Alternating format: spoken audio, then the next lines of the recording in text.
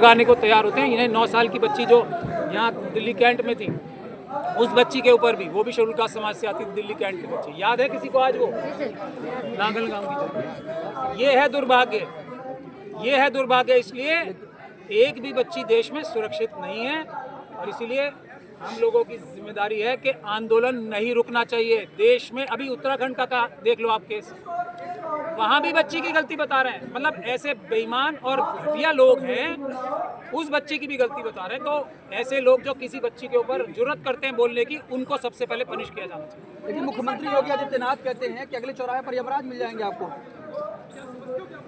अभी यमराज मिल तो जाएंगे, लेकिन सेंगर साहब की मदद करेंगे या यमराज जो है योगी जी वाले, वो उनको अपनी असली ड्यूटी निभाएंगे, ये है ना।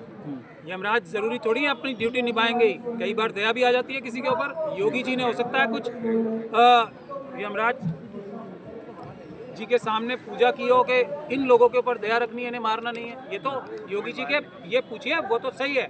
यमराज जी मिलेंगे या नहीं मिलेंगे वो उनकी अपनी बात हो सकती है। संविधान मिलेगा नहीं मिलेगा इसकी बात करनी चाहिए।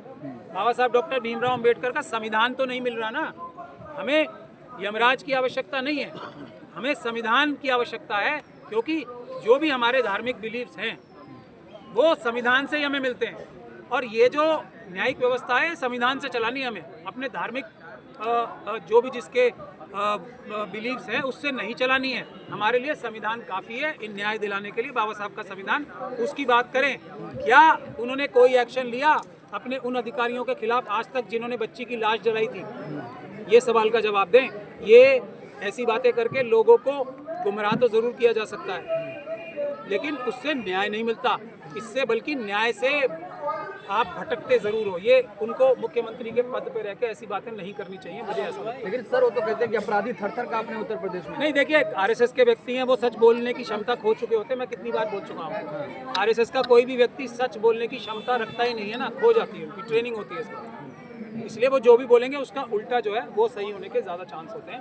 मैंने आपको एक बात नहीं हज़ारों बार ये बात बताई है, आज भी वही सही है। लेकिन जहाँ एक तरफ मोदी जी महिला सम्मान की बात करते, वही अगर कोई भी केस हो कहीं ना कहीं बीजेपी के नेताओं के नाम आ जाते हैं। नहीं, देखिए कहीं ना कहीं आ जाते हैं, ज़्यादातर आ जाते हैं ये भी कह सकते हैं, लेकिन सभी बीजेपी वालों के नाम नहीं आते हैं। दूसरी पार्टी के लोग भी हैं, दूसरे भी बड़े बड़े लोग हैं, उनके भी नाम आते हैं।